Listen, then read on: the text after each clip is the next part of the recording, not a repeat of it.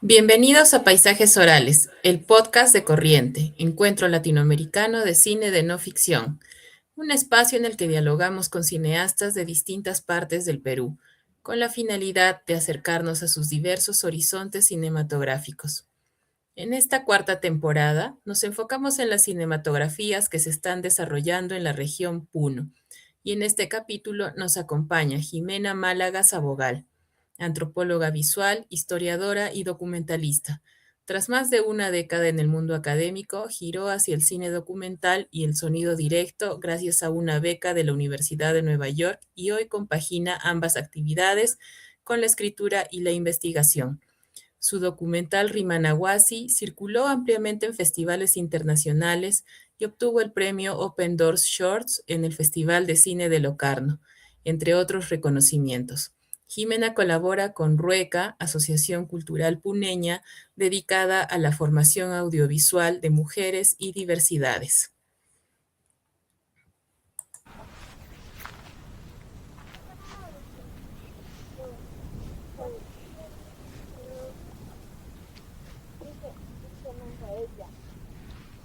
Imaynalla ancha sumaq napaykuy lliwqankunaspaq kay p'unchawpi kay piña sumaq wakichiniykis ñanqankunawan kushkaña sapa unchay hina imanakunata q'ipiyukuspa willakuykuna takichakuna tukuy imakunata imayna qankunapas tariyukunkis kay p'unchawpi ñan riki qankunawan kushka karikamunaykupaq kay piña kashayku.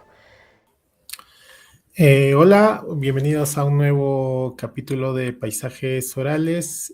Acabamos de ver y escuchar un fragmento de Rimanahuasi, película de Jimena Málaga Sabogal, en codirección con Piotr Turley, a quien tenemos hoy día como invitada y con quien vamos a dialogar en este capítulo. Hola Jimena, buenos días. Gracias por aceptar nuestra invitación y por hacer todos los esfuerzos por conectarte y darnos un espacio para dialogar contigo. Hola Edward, muchas gracias a ustedes por la invitación. Tengo entendido que tienes ascendencia polaca y también ascendencia vinculada a los Andes peruanos. Yo quería preguntarte si nos puedes contar un poco de esto y cómo ha sido crecer entre estos dos universos o a partir de estas dos raíces aparentemente tan diferentes. Qué loco, creo que nunca me han preguntado eso. Sí, mi abuela, una de mis abuelas era polaca, y yo me crié, de hecho, entre Cracovia y Cusco. Cracovia, que es una ciudad al sur de Polonia, muy cerca de las montañas polacas, y bueno, y Cusco fue mi otro espacio de formación, ¿no? Entonces sí, mm, siento que estar entre estas dos cosas, dos identidades, dos países, siempre ha sido algo muy fuerte, siempre ha estado como muy marcado. Tengo dos lenguas maternas también, en mi casa también se hablaba tanto el polaco como el español. Eh, y bueno, soy hija de mi madre que me ha influenciado en muchísimas cosas y como por ella viene la parte polaca, siento que acá como paréntesis de discurso feminista, creo que es bien diferente eh, cuando ciertos elementos relacionados a tu identidad vienen por tu lado paterno o por tu lado materno, porque por cómo están configuradas nuestras sociedades y los modelos de crianza, etcétera, me atrevo a decir que la gran mayoría de los peruanos, de las peruanas, terminamos pasando mayor tiempo y mayores instancias como esenciales de formación con nuestras madres que con nuestros padres.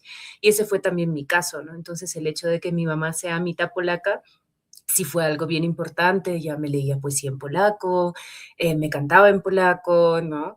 Ese tipo de cosas. Y mi papá, extranjero a su manera, porque arequipeño, también contribuyó de alguna manera, pero quizás, claro, no con la misma intensidad, ¿no? Entonces sí siento que estas dos cosas están muy, muy vinculadas en mí, ¿no? ¿Y cómo te vinculas con Puno? ¿No? Vienes trabajando varios años ahí, entonces quería preguntarte si nos puedes contar un poco cómo llegas a Puno y cómo nace, digamos, esos lazos fuertes que actualmente tienes con esta región. Creo que todas, todos tenemos como claro, las tierras que nos formaron, las que nos eligieron a nosotros y también las tierras que elegimos nosotros, ¿no? Y en mi caso, yo llegué a Puno, bueno, la primera vez fue por un paro, porque mi familia estaba regada por el sur andino y siempre hacíamos la ruta entre Cusco, Arequipa, la tierra de mi papá, Tacna, donde vivieron mis abuelos muchos años, y Puno estaba como en el centro de estas rutas, ¿no? Entonces, alguna vez cuando era todavía, no sé, tendría unos 15 años, 14 años, no recuerdo, me agarró un paro y terminé conociendo el lago Titicaca por casualidad, porque nos quedamos varados con mi papá. Pero recuerdo como sentir una fascinación ya desde entonces y después, en verdad, fue una elección que primero surgió por mi carrera paralela de antropóloga, que fue a lo que me dediqué por muchos años antes de virar hacia el cine. Y porque en verdad yo comencé, el primer trabajo de investigación en Puno en el que participé fue hace ya más de 15 años, el año 2009, uy, ya van a ser 16, 17 años. El año 2009 terminé de asistente de investigación de una investigación muy grande sobre construcción de territorialidades aymaras. Me pareció fascinante y dije, quiero volver, quiero hacer algo más por acá. Así que por elección propia decidí volver para mi investigación, después la de licenciatura, después la de maestría, después la de doctorado, después terminé viviendo en Puno. Y en medio de estos ya de verdad más de 15 años de idas y vueltas y retornos y todo esto, en un momento hace, pienso que unos 6 o 7 años, me di cuenta que era el lugar donde estaba la mayor parte de mis amigos, de las personas más cercanas, de estas familias elegidas, de familias de compadrazgo, etcétera, estaban acá, ¿no?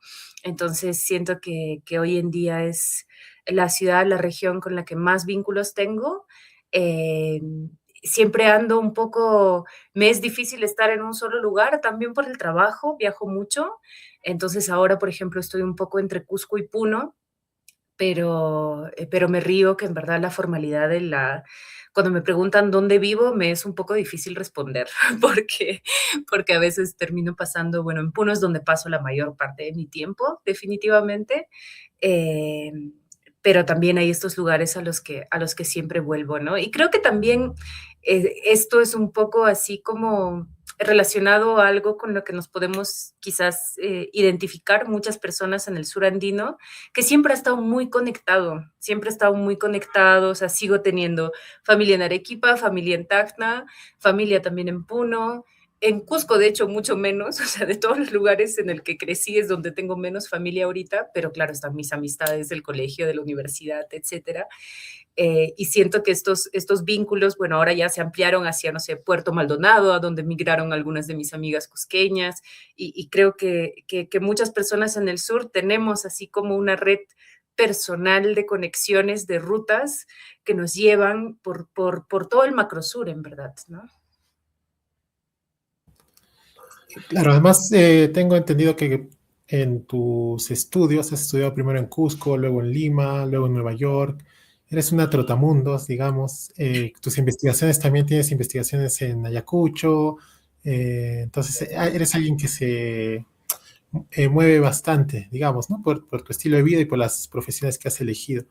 Yo quería preguntarte también, en qué momento te inclinas hacia hacer cine, teniendo en cuenta que tienes una carrera académica bastante amplia, es decir, has escrito ya varios textos, has realizado varias investigaciones.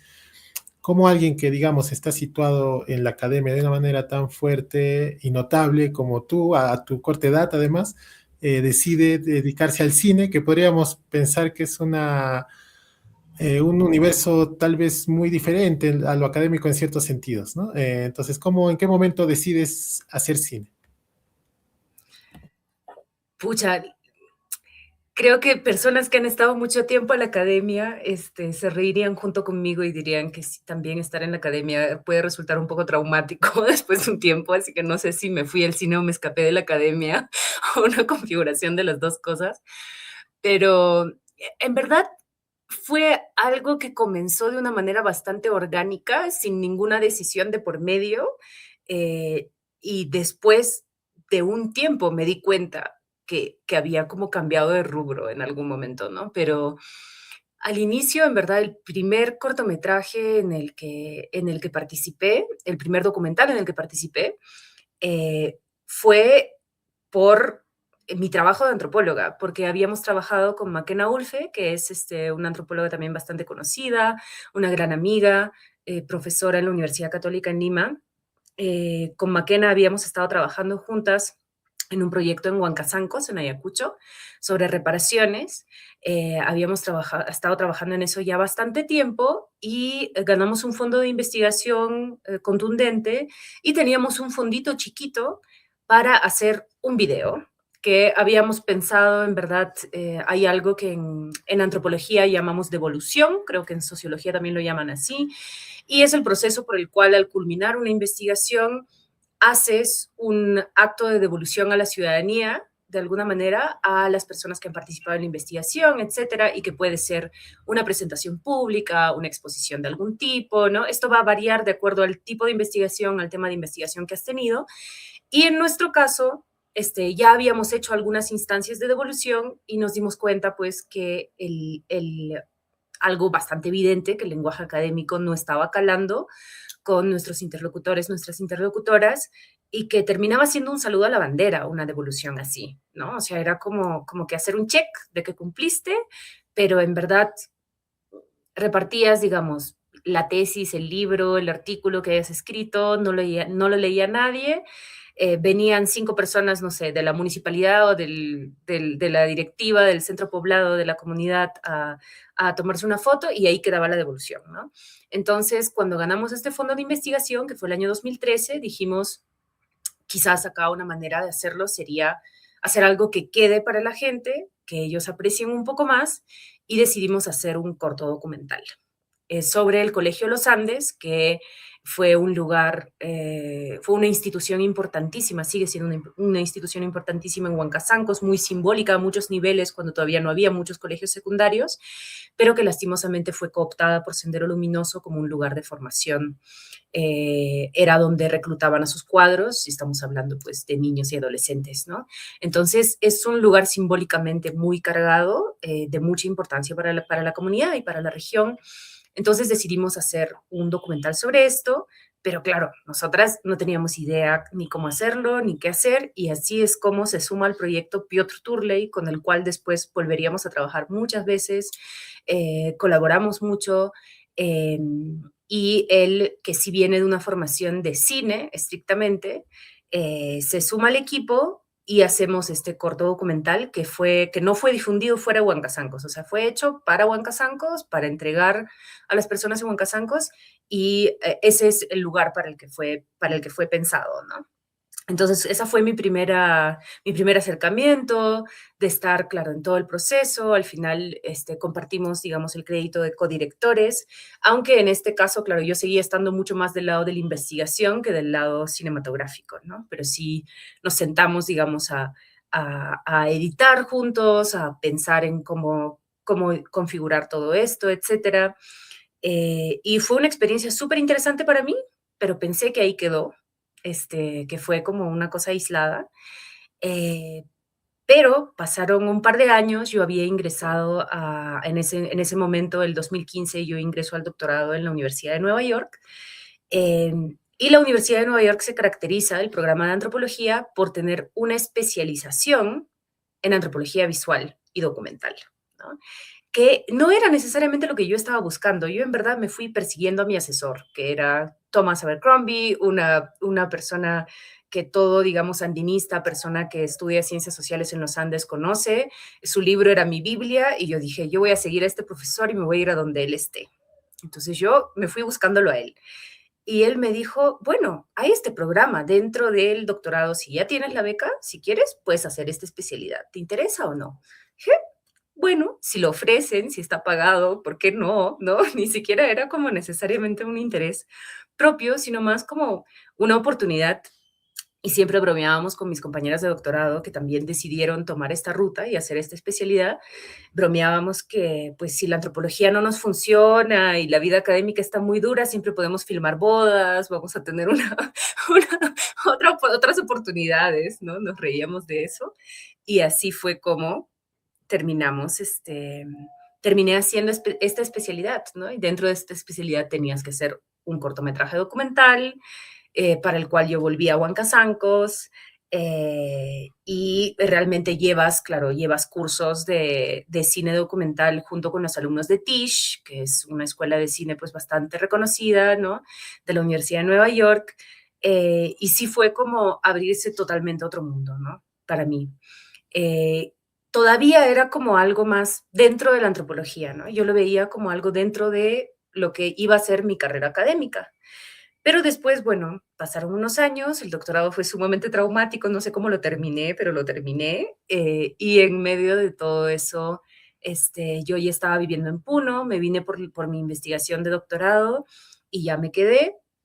Y sale el concurso de cortometrajes del Bicentenario. Y yo estaba pues en plan, bueno, yo no soy cineasta, ¿no? Yo soy antropóloga, no sé qué puedo hacer.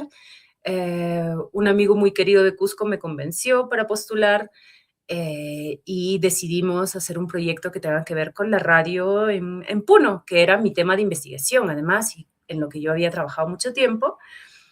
Y pues para nuestra absoluta sorpresa, porque era la primera vez que yo postulaba algo de cine, logramos este fondo, y así fue como hicimos Rimanawasi.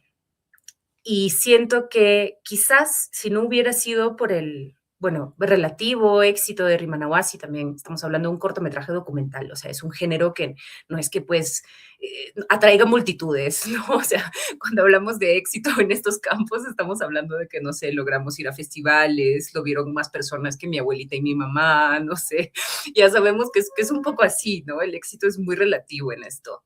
Pero en todo caso, Rimanawasi tuvo un recorrido inesperado, realmente llegó a muchos, muchos lugares, hemos podido viajar un poco con la película definitivamente viajó mucho más que nosotros, pero sí fue, eh, creo que me abrió a la posibilidad de pensar en el cine como algo más que una parte de mi quehacer como antropóloga, ¿no? Como algo que podía funcionar por sí mismo, que podía ser una opción de carrera de alguna manera. Entonces, en ese sentido, el recorrido de Rimanawasi fue lo que realmente, a pesar de que ya había hecho, claro, 2 cortos antes y había estudiado esta especialidad, es recién lo que me abre esto como una posibilidad profesional, ¿no? Y además, por cosas de la vida, como parte de Rimanawasi se filmó en pandemia, pues obligadamente tuvimos que trabajar un equipo reducidísimo. Básicamente todo el rodaje fuimos solo Piotr y yo. Entonces aprendí a hacer sonido, un poco obligada, porque no había ni espacio, ni permisos, ni nada para una persona más. Así que aprendí a hacer sonido y me gustó. Y después, en los siguientes 2 años, me metí a talleres y cosas y dije, pucha, quiero aprender más de esto. Y comencé ya a participar como sonidista en otros rodajes, ya no solo, digamos, mis proyectos o nuestros proyectos personales con Piotr, sino también como sonidista en otros proyectos. Y eso también fue como otra instancia de abrirme a la posibilidad de que esto puede ser una carrera. Ahora, ¿en qué momento como me di cuenta que ya había girado del todo y ya casi no estaba en la academia, dejé de enseñar, etcétera?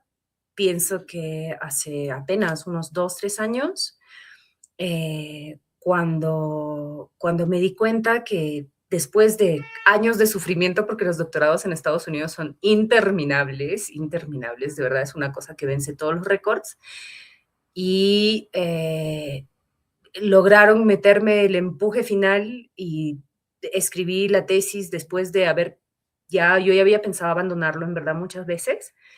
Ya estaba metida más en el cine, ya no me veía como profesora de universidad, entonces en verdad también la verdad es que un doctorado es algo muy específico, que solo te sirve si es que vas a estar en esa ruta académica.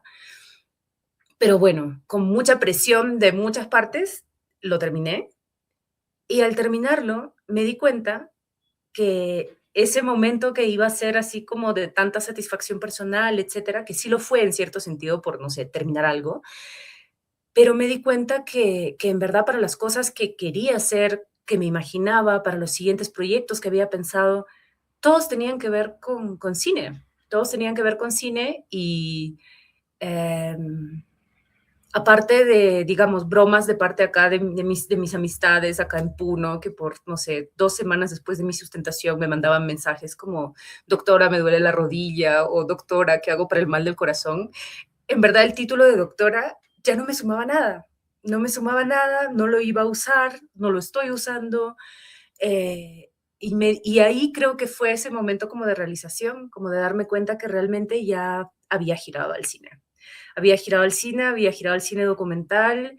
Ya la mayoría de mis cachuelos, de las cosas que hacía, de los proyectos que hacía, tenían que ver con cine y no con investigación. Y entonces dije, bueno, creo que por acá vamos. Y a pesar de que había culminado esto, no postulé a trabajos académicos, no volví a enseñar en universidad más que talleres específicos.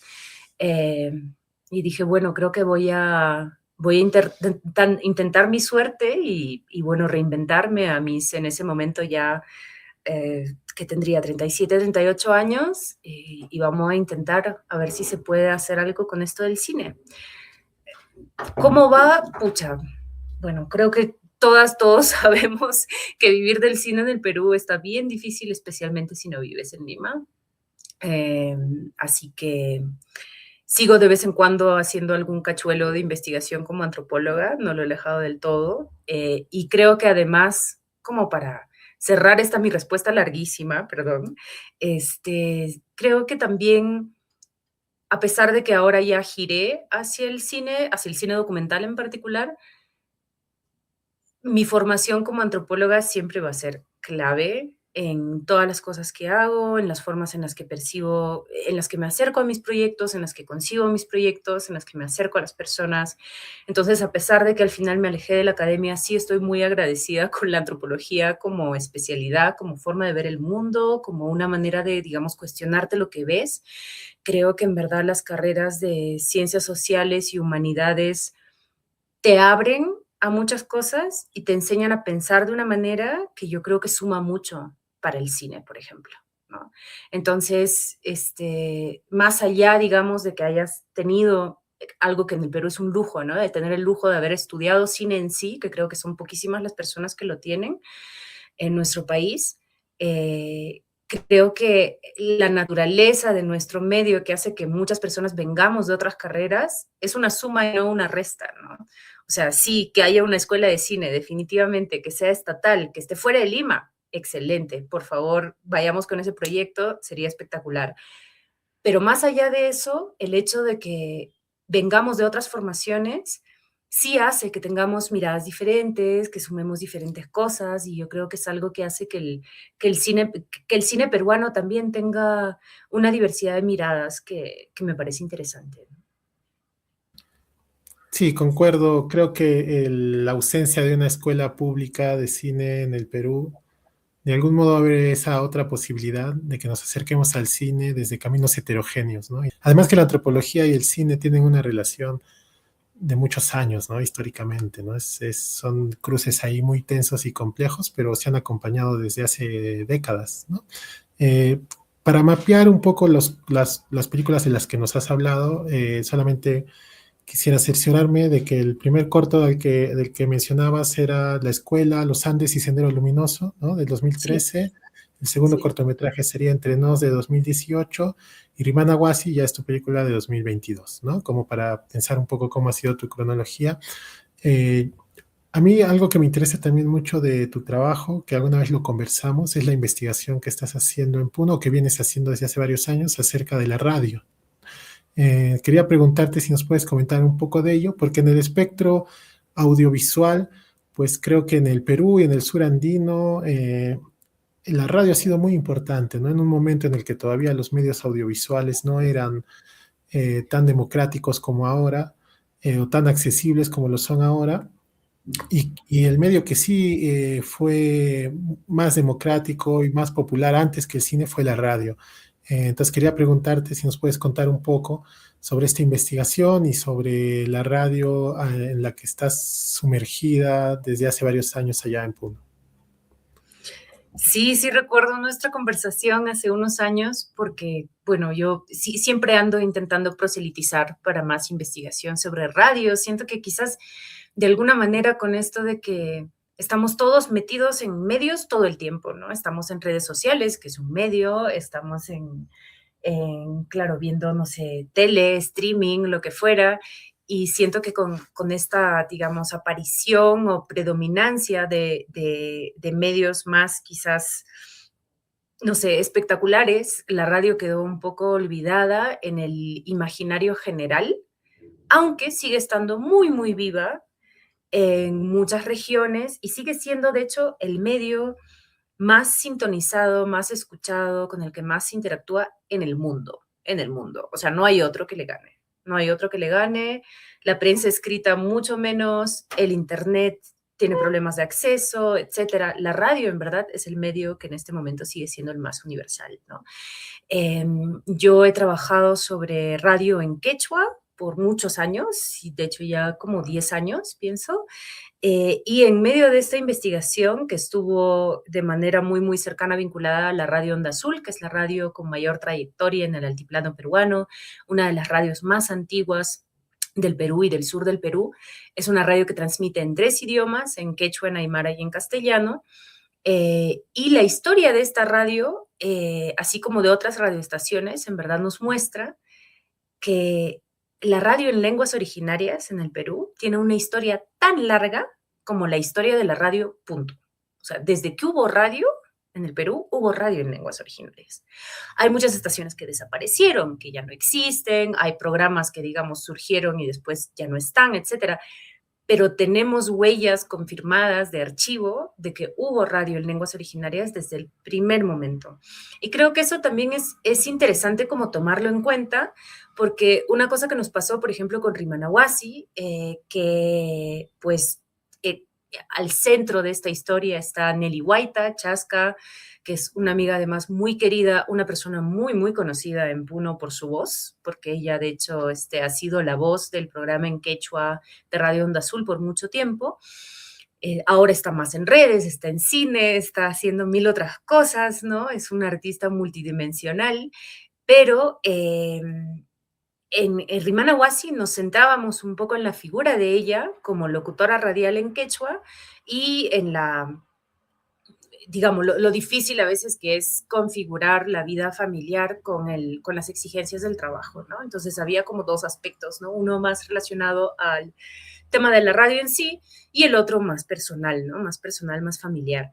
Pero una cosa que nos pasaba cuando mostrábamos el documental era una reacción de sorpresa, no en Puno, porque en Puno incluso, ¿no? Personas que veían el docu reconocían, nos conocemos todos, ¿no? Finalmente es una ciudad pequeña, pero fuera de Puno, la primera reacción era como, ah, mira, hay radio en quechua, ¿no? Y es una reacción que a mí me parecía un poco jalada de los pelos, claro, cada uno tiene derecho pues a sus sentimientos y digamos, y percepciones de la realidad, pero me parecía muy loco, porque realmente no solo hay radio en quechua, hay muchísima radio en quechua, muchísima.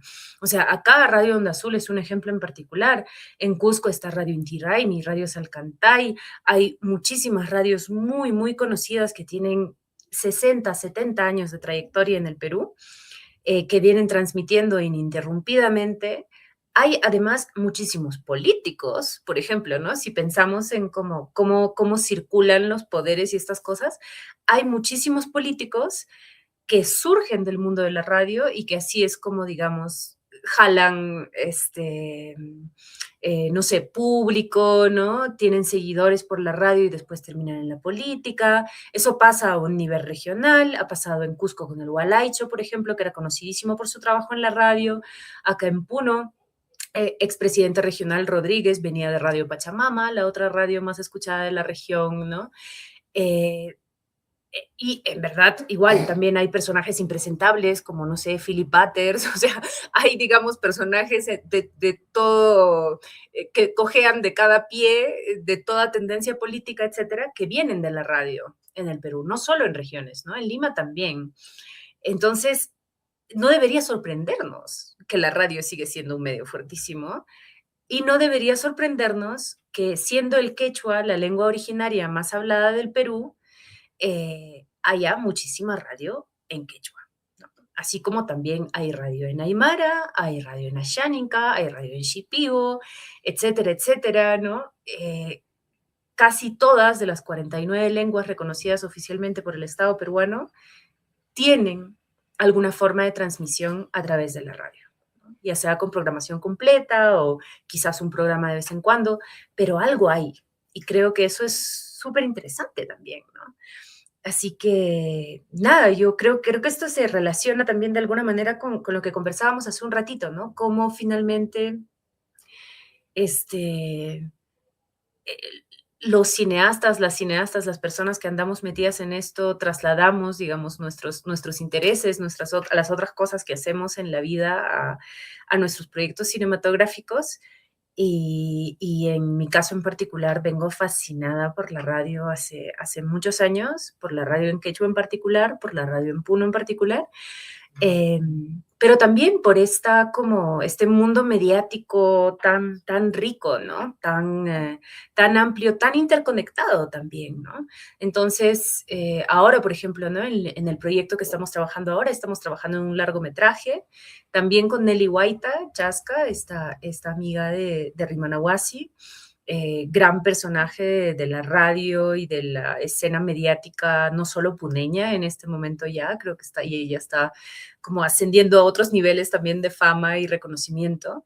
Y la idea es siempre como intentar mostrar, ¿no? Lo rico de es un ecosistema, ¿no? Es básicamente un ecosistema, es todo un paisaje mediático, que creo que es interesante jugar con esto, ¿no? Jugar con representaciones, digamos, también de una región andina que en verdad utiliza todos los medios habidos y por haber, los cruza todos, ¿no? Y ahora tenemos, claro, por ejemplo, en IU, ¿no? En este proyecto que estamos trabajando ahora, tenemos a 3 generaciones de una familia, la familia de Nelly, y claro, y tenemos sus aventuras en cine, en radio, en TikTok y en Roblox, que es donde están las chiquis, ¿no? Las chiquis, las hijas de Chasca están metidas en Roblox, jugando Dress to Impress, y eso también es parte de una identidad andina contemporánea. Y creo que eso es un poco como lo que queremos mostrar, ¿no? Lo que queremos transmitir también en estos proyectos, ¿no? De pensar en una realidad andina compleja, contemporánea, múltiple, muy dinámica, ¿no? Muy interconectada, y para nada cerrada, digamos, en una imagen de comunidad de postal, ¿no? Donde, no sé, a veces veo películas, no solo peruanas, ¿no? Pienso sudamericanas, andinas, donde hay unas representaciones de las comunidades andinas que tú ves, claro, no hay ni una calamina. En esa comunidad la calamina no existe, no hay ni un solo pocillo de plástico en esa casa, todas las tazas son de arcilla, y dices, llévenme a esa comunidad a ver dónde hay algo así, ¿no? Y creo que ahí como que a veces a los cineastas les gana un poco esta como dirección de arte, o sea, el querer tener algo que sea así hermoso, frente a una realidad, ¿no?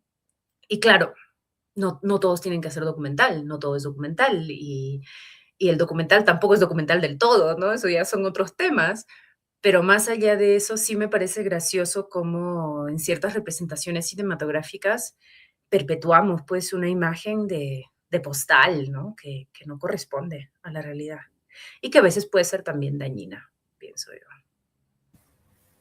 Sí, claro, por supuesto, ¿no? Las identidades al final siempre están movilizándose y muchas veces el cine o otras prácticas que tienen que ver con la representación visual cometen el error como de pensarlas estáticas, ¿no? Como si no se hubieran movido hacia ningún Claro, lado a claro. pesar de todos los cambios que todos vemos, ¿no? Y que todos vivimos.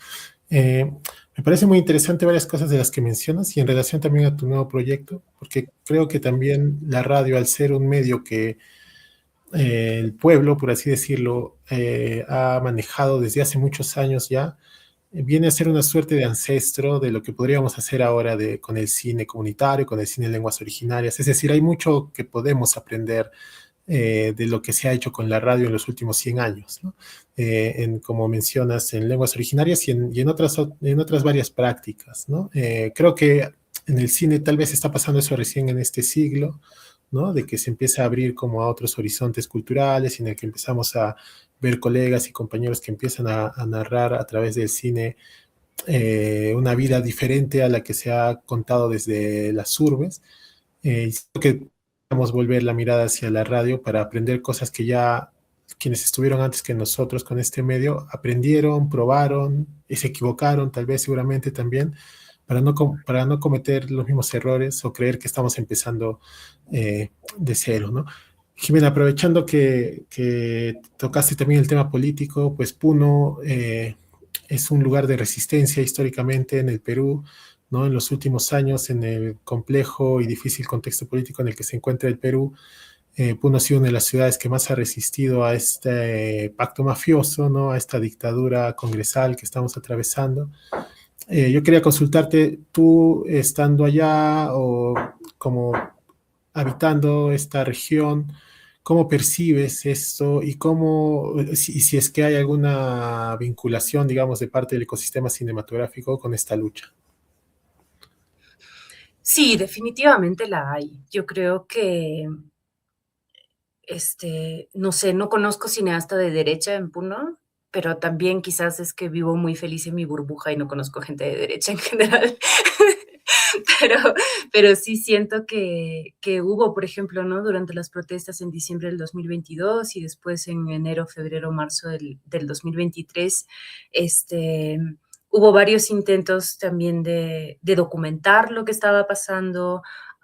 Yo pienso que hay más proyectos desde la fotografía que desde el audiovisual quizás, pero sí hubo iniciativas ahí fuertes y creo que quizás el motivo por el cual no circularon tanto, o sea, por ejemplo, ¿no? Yo recuerdo cuando salió el documental Uyari el año pasado, había como esta cosa, y porque incluso acá en Puno, ¿no? Hablando con amigos que no están metidos en el mundo del cine, había como este reclamo, ¿no? De por qué han tenido que venir desde afuera a hacerlo, que los cineastas puneños como que no se movilizaron o no se pusieron las pilas o qué sé yo. Y, y digamos, yo no estoy de acuerdo con eso, porque siento que lo que pasó fue más bien parte de una decisión, digamos, comunitaria y personal de las personas que estaban siguiendo estos procesos de no tomar protagonismo. O sea, hubo, por ejemplo, proyectos fotográficos que incluyeron, que trabajaron muy de cerca con la Asociación de Víctimas en Juliaca, que trabajaron muy de cerca con las protestas mismas. Y menciono lo de los proyectos fotográficos porque en verdad recordemos que también en un ecosistema, digamos, de las artes visuales tan pequeño, muchísimas de las personas que hacen cine hacen también fotografía. Y de hecho, pienso que muchas de las personas que hacen cine en Puno vienen de la fotografía. O sea, la fotografía fue como primero, ¿no?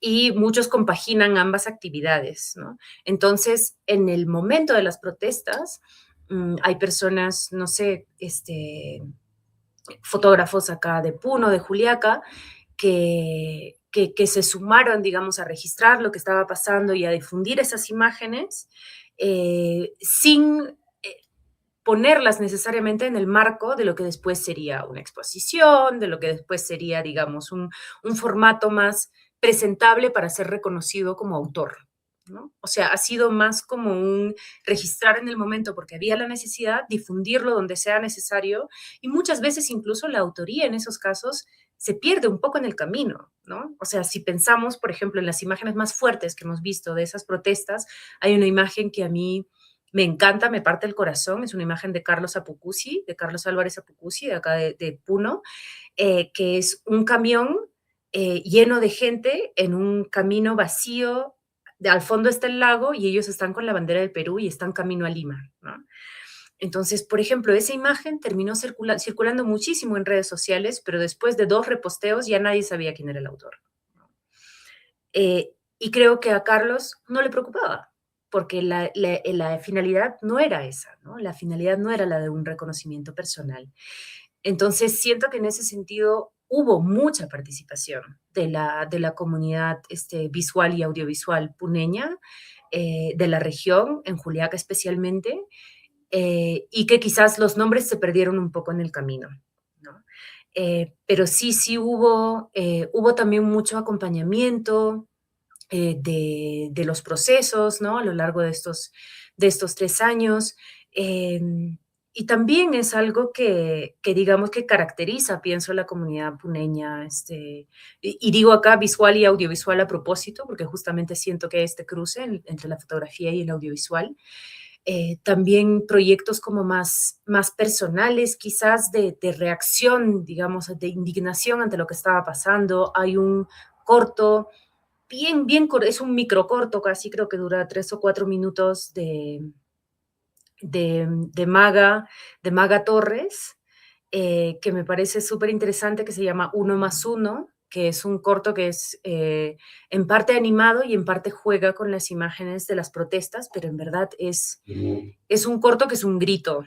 O sea, es algo que como sale de una necesidad de reaccionar ante lo que está pasando, y muchas veces son cosas que surgen en el momento, que no han tenido financiamiento, que no han tenido, digamos, una infraestructura de producción que les permita quizás verse de cierta manera o circular en ciertos espacios, pero que a pesar de todo, digamos, expresan una respuesta ante lo que estaba pasando que me parece muy importante, ¿no? Entonces siento que digamos, si nos metemos en los detalles y comenzamos a escarbar, vamos a encontrar toda una red también de respuestas así, que quizás no circularon tanto, ¿no? Y creo que también acá es como esta trampa, ¿no? Si circula mucho, desaparece la autoría y ya no sabes de dónde salió y, digamos, ahí queda.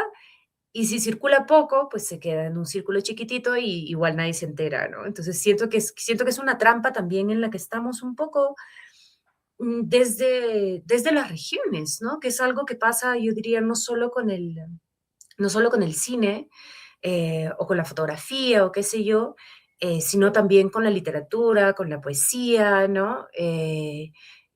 A mí me gusta mucho la poesía, leo mucha poesía cada vez que viajo a otra ciudad en el sur, intento conseguirme libritos, no sé, y me doy cuenta que no circulan ¿no? Fuera de la ciudad. Y siento que esto a veces también pasa, ¿no? Con el cine, que tenemos unos cuantos cortos, unas cuantas pelis, que digamos, ahora pienso que cualquier persona que se interesa de alguna manera en el cine en el Perú ha visto Huayna y Pacha, o al menos sabe de su existencia y pretende que la ha visto, pero después si piensas en autores ahorita, ¿no? Que están haciendo cine ahorita en Puno, son pocos los nombres que aparecen, ¿no? Porque muchísimas de las cosas, por una cuestión también de presupuesto y de posibilidades, terminamos haciendo muchos más cortos. ¿Y qué pasa con los cortos? Que, por ejemplo, en festivales, etcétera, es como una categoría un poco así tratada ¿no? Como secundaria. No es el caso en todas partes, obviamente, hay festivales que son solo de cortometrajes, etcétera, pero se percibe como un producto, ¿no? Como casi estudiantil, ¿no? Como un ensayo, lo cual, pues, no es para nada cierto. O sea, creo que el cortometraje es como comparar una novela con un relato breve. Son dos géneros diferentes dentro de la literatura, ¿no? Son dos géneros diferentes, cada uno aporta otra cosa, tienen otra estructura, tienen otra forma de narrar la historia, etcétera, y lo mismo pasa con un corto y un largo. Entonces, para mí, por ejemplo, la forma del cortometraje a mí me encanta, me parece súper interesante, me gusta ver cortometrajes, me parece que es como algo que deberíamos percibir como un subgénero, digamos, en sí mismo y no solo como algo que haces en camino a conseguir la plata para hacer tu largo, ¿no? Como algo que es un paso a.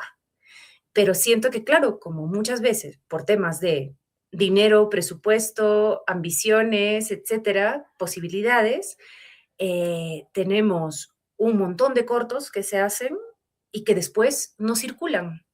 Especialmente si pensamos, ¿no? Todavía cortos de ficción, quizás, aunque igual pienso que los espacios son pocos, un cortometraje documental ya es como lo más anticomercial que existe, ¿no? O sea, realmente no hay una posibilidad de difusión pues a nivel muy grande.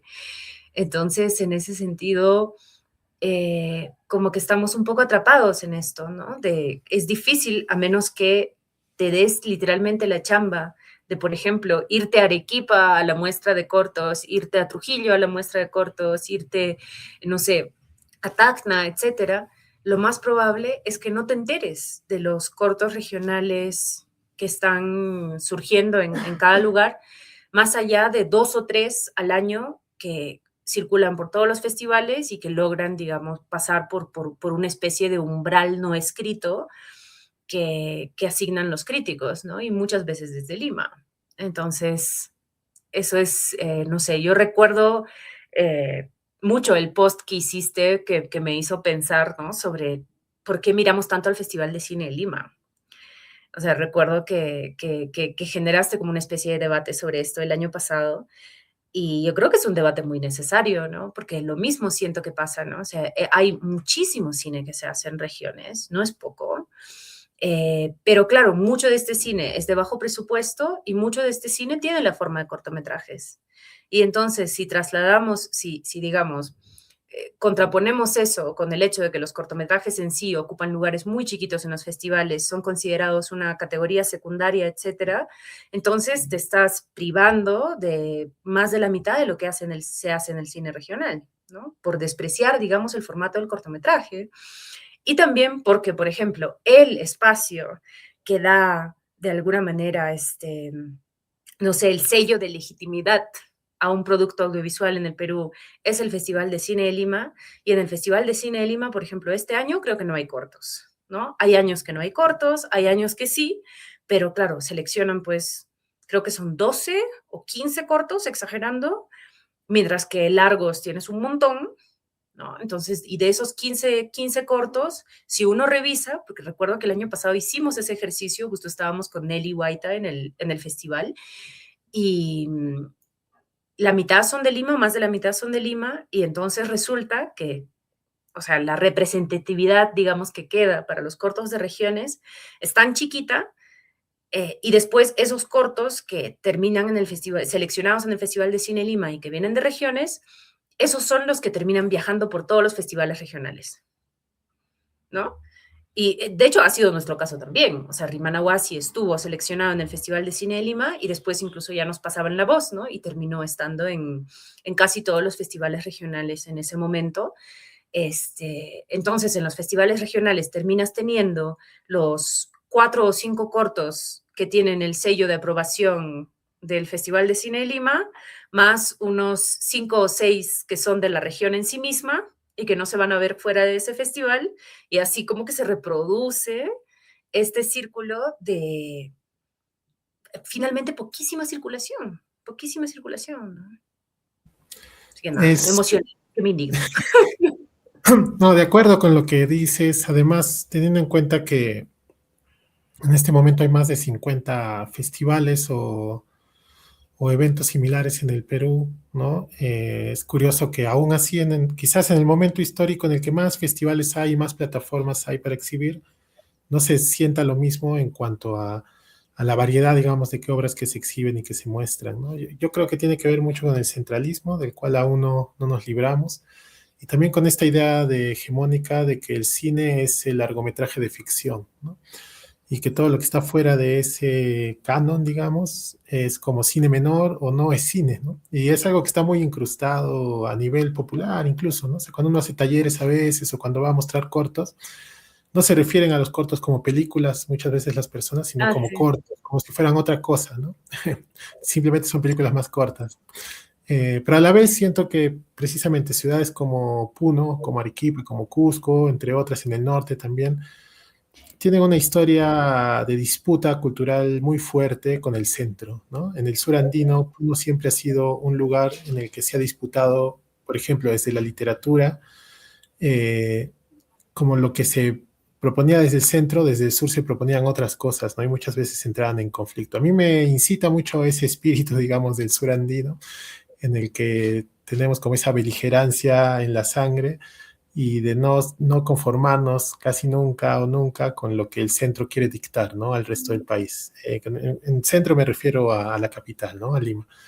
Y creo que un poco el camino para salir de ello pues es desarrollar nuestros ecosistemas locales, ¿no? No esperar, digamos, que el ecosistema del centralismo se fije en lo que estamos haciendo o valore lo que estamos haciendo cada uno en su región, sino que nuestras propias regiones tengan críticos, tengan festivales, tengan salas, tengan las áreas que necesita un ecosistema para desarrollarse, ¿no? En ese sentido, quiero preguntarte si nos puedes contar un poco sobre tu participación en Rueca, en este proyecto, y qué están haciendo ya desde la gestión, ¿no? Ya no solo desde la realización. Claro, no, Rueca es una asociación cultural fundada por Milú Melgar y Gaby Leonor Cárdenas Condori.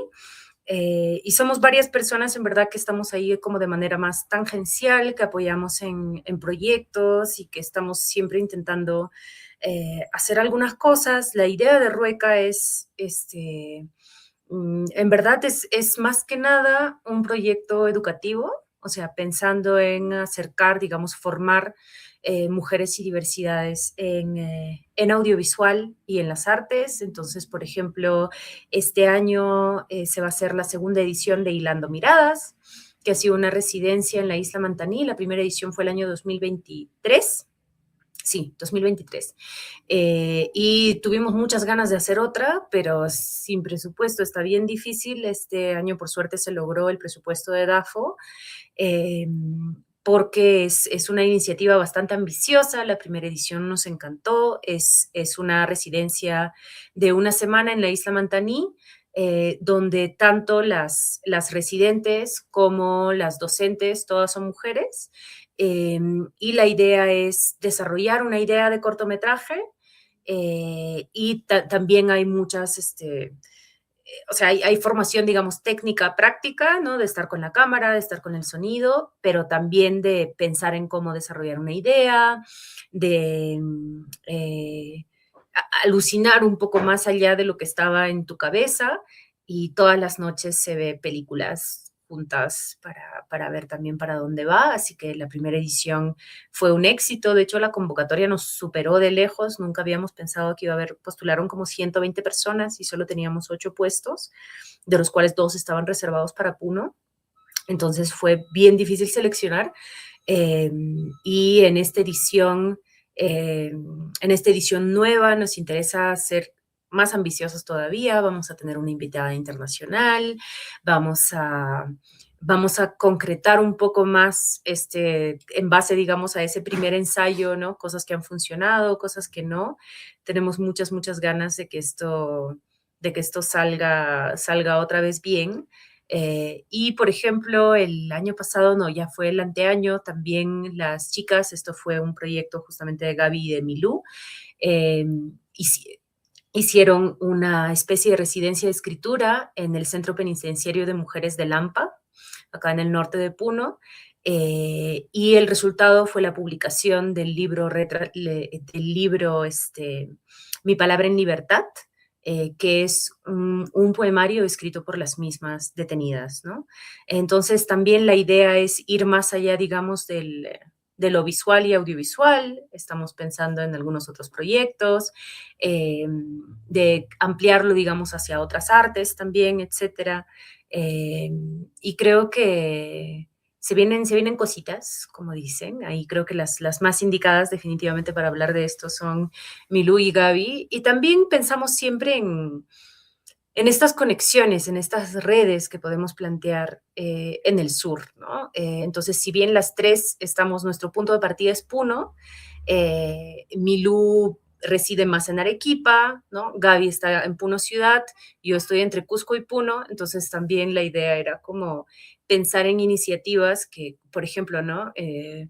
Exposiciones que después puedan viajar por estos 3 espacios, ¿no? Que puedan ser compartidos en estos espacios, etcétera. Así que nada, ahí viendo qué más sale, pero para este año el gran proyecto es volver a hacer Hilando Miradas, ¿no? La segunda edición de la residencia. Súper, súper, los mejores deseos para los nuevos proyectos. Y ya para terminar, te hago una última pregunta, Jimena. Pues bueno, tú trabajas, como nos lo has comentado, con Piotr, vienes codirigiendo con él. Yo quería preguntarte cómo es trabajar con otra persona así en la codirección y mantener una relación de varios años y entiendo que tu nuevo proyecto también es en codirección con él. Si nos puedes contar un poquito cómo es esta relación, qué particularidades tiene o qué desafíos también, ¿no? De así compartir la dirección con otra persona, que no es algo muy usual en el cine, es decir, tampoco es rarísimo, hay muchos casos, ¿no? De Mm. codirectores que mantienen una larga relación trabajando, pero el individualismo suele ser más común, ¿no? En cuanto a ocupar, digamos, cargos como la dirección, ¿no? Entonces, quería que nos comentes un poco en tu experiencia cómo ha sido, ¿no? ¿Cómo es?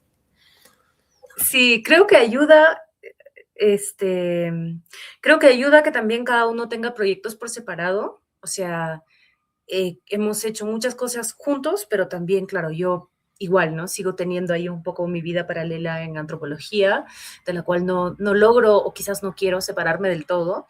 Y también algunos proyectos audiovisuales sola, pero igual Piotr, ¿no? Piotr está escribiendo un guión de ficción, está haciendo también, él está muy interesado en entrar a ficción en un futuro cercano, aparte de seguir con el documental. Entonces siento que ayuda a tener ese equilibrio de proyectos propios versus los compartidos, pero también yo siento que acá me sirvió un poco una lección que traje desde la antropología, porque en la antropología también hay este mito, incluso más fuerte, diría yo, que en el cine, un mito individualista que incluso así como de manera un poco así como de broma se llama claro, o sea, es como si la etnografía solo fuera el antropólogo, además él en hombre individual, ¿no? El antropólogo con su cuaderno, ¿no? Y eso es toda la antropología. Y eso no es cierto para nada, para nada. O sea, todo, toda la dinámica de esta carrera tiene que ver con la interacción con personas y en el cine aún más, ¿no? Tú no puedes hacer una película solo. O sea, creo que a veces cuando escucho a personas hablar de esto, incluso en el contexto del debate, por ejemplo, sobre los estímulos económicos, ¿no? Que creo que acá, bueno, entramos en un tema quizás medio peleagudo, pero en algún momento recordaba hablar con amigos en Cusco que decían, pero bueno, o sea, siempre se ha hecho cine, se va a seguir haciendo cine si es que reducen los presupuestos, si es que, digamos, DAFO deja de existir, qué sé yo, la necesidad te gana, ¿no? Vas a hacer algo, este, o esta cosa que me decía, por ejemplo, un amigo que viene desde la literatura y decía, pero si tienes una idea, tienes esta idea que me contaste que está chévere para un docu, no entiendo por qué no la estás haciendo ya. O sea, yo estaría filmándola aunque sea en mi celular. Y siento que es algo fácil de decir desde afuera del mundo del cine, ¿no? Porque creo que cuando ya estás en la producción audiovisual sabes que hacer cine solo no es una posibilidad. Siempre trabajas con un equipo. Ese equipo puede ser mínimo, ¿eh? Puede ser que tú solito grabes la mayor parte de lo que estás haciendo, especialmente en documentales, o a veces pasa.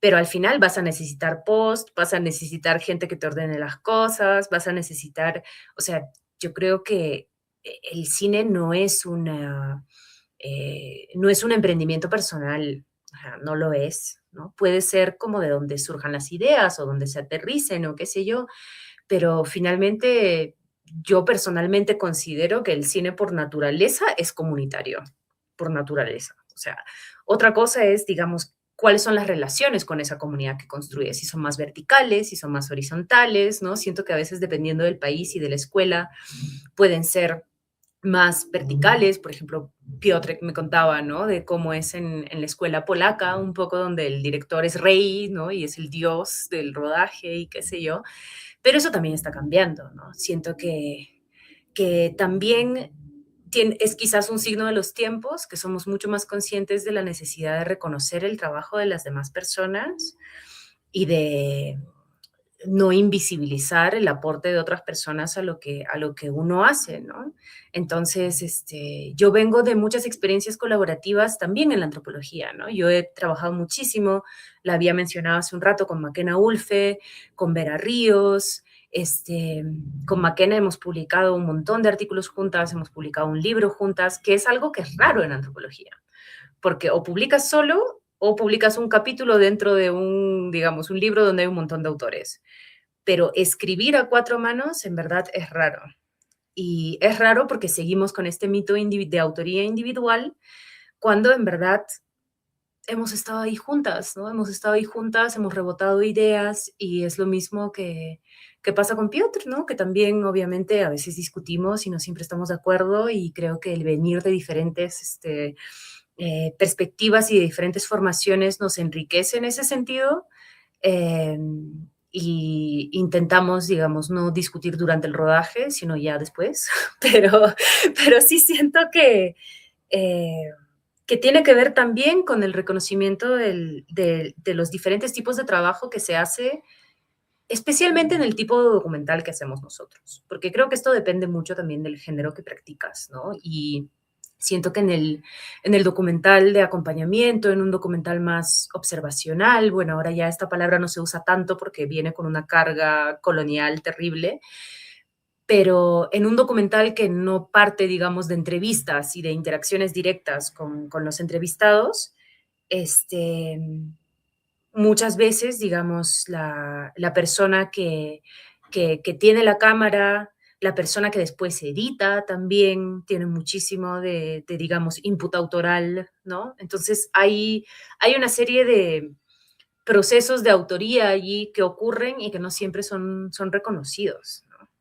Entonces siento que también nos toca a las personas que estamos metidas en el cine, nos toca también como cuestionarnos un poco, ¿no? Como a quién, cómo asignamos los créditos, cómo definimos, no sé, o sea, se escribe también mucho en sala de edición, se coescribe con, no sé, si es que tienes la suerte de tener una productora creativa, ¿no? No digamos solo una jefa de producción o alguien que se encargue de la logística pura y dura, sino alguien que realmente te hace rebotar ideas, etcétera.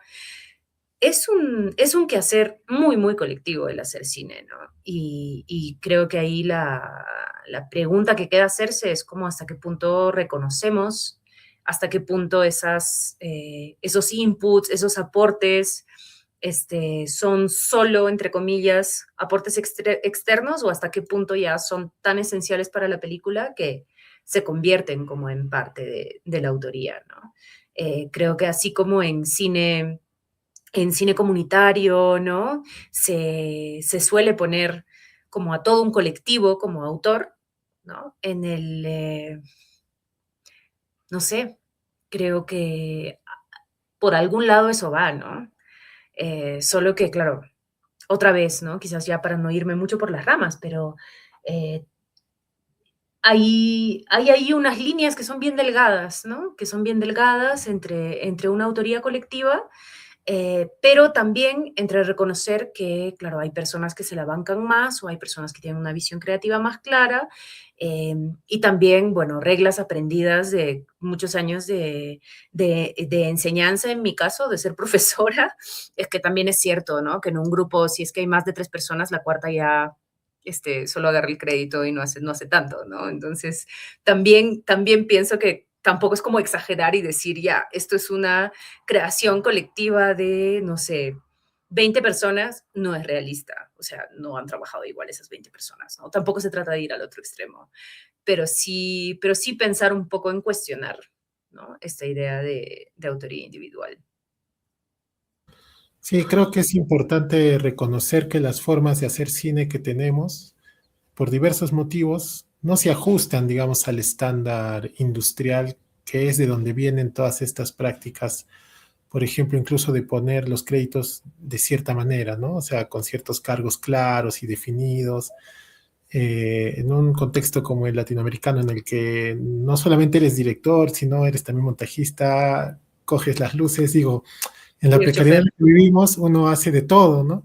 Y al Yeah. momento de poner los créditos, si quieres hacerlo bajo el estándar lógico, que es el que adoptan también los estados al momento de solicitar, por ejemplo, la inscripción de una obra en un registro oficial, muchas veces no encaja, ¿no? Es hasta se revela absurdo estos estándares o plantillas que uno cree que todo el cine se hace así, ¿no? Entonces creo que es interesante y a mí me parece muy estimulante además como inventarse uno sus propias formas, incluso el momento de poner los créditos, digamos, ¿no? Y bueno, en todos los demás procesos.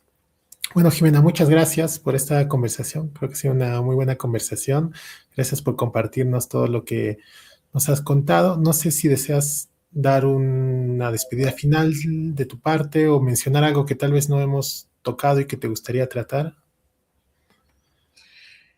No, solo también agradecer, la verdad, me encantó conversar contigo, y decir que nada, que estamos haciendo más cosas, se viene Ayo en nuestro caso, todavía se vienen unos años, ¿no? Los procesos de un largometraje documental son larguísimos, pero también algunos proyectos personales que la verdad es que me emocionan mucho. Estoy ahora justo en un par de semanas viajo a Polonia, donde no estuve un buen tiempo, para hacer un proyecto con mi tío, un proyecto un poco más familiar, sobre el maravilloso mundo de los músicos latinoamericanos que trajeron la música andina a las calles y plazas de Europa del Este en los años 90, que mi tío y mi papá fueron ahí dignos representantes en su momento, y yo como niña, como los niños aprendimos muy rápido el polaco, cuando estuvimos allá en los años 90, entonces yo era traductora y vendía cassettes. Así que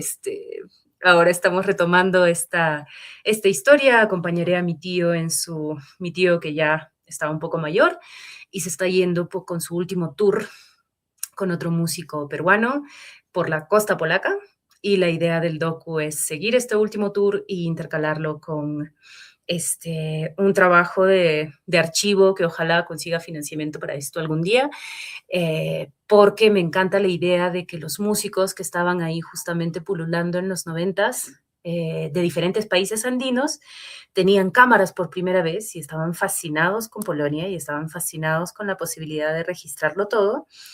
Así que lo hacían a su manera. Entonces, la idea de este docu es también mostrar esos años que en Polonia se llaman los años de la transformación, los años postcomunistas, de, de una gran transformación económica y social, pero a través de los ojos de los músicos latinoamericanos que recorrían el país. Así que ese es mi proyecto paralelo. Creo que con lo que vamos a demorar todavía con Ayu, quién sabe, quizás este proyecto sale antes, pero sí la idea es entrar en algo un poquito más personal y también, ¿no? Regresando como a la primera pregunta que me hiciste, ¿no? Uniendo estas cosas que también son parte de mí. Así que se vienen cositas. Bueno, mucha buena suerte con todos los nuevos proyectos que tengas. Pues bueno, muchas gracias a las personas que nos escuchan, que nos estén escuchando. Y los invitamos a ver los otros capítulos también del podcast Paisajes Orales que encuentran en Spotify y también desde estas últimas 2 temporadas que hemos lanzado en el canal de YouTube de Corriente Encuentro Latinoamericano de Cine No Ficción. Así que los invitamos a escuchar también los otros diálogos y conocer más de los diversos realizadores y realizadoras que en distintas regiones del Perú vienen haciendo cine. Muchas gracias. Gracias. Onda Azul, junto a ti. Onda Azul, junto a ti. No, Onda Azul, comunicación al instante. Onda Azul, comunicación al instante.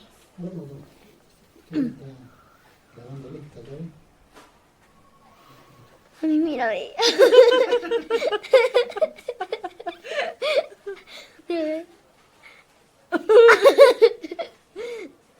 No me vas a contagiar. Sí, dale. No.